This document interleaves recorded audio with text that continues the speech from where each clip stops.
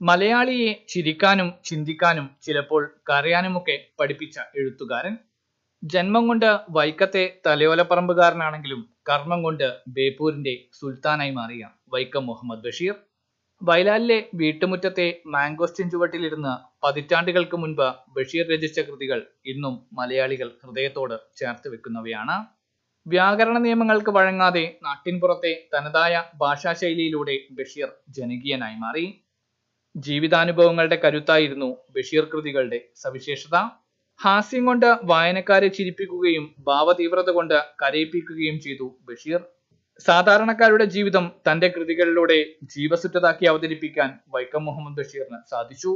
സമൂഹത്തിലെ അനാചാരങ്ങൾക്കെതിരെ വിമർശനാത്മകമായി അദ്ദേഹം തൂലിക ചലിപ്പിച്ചു.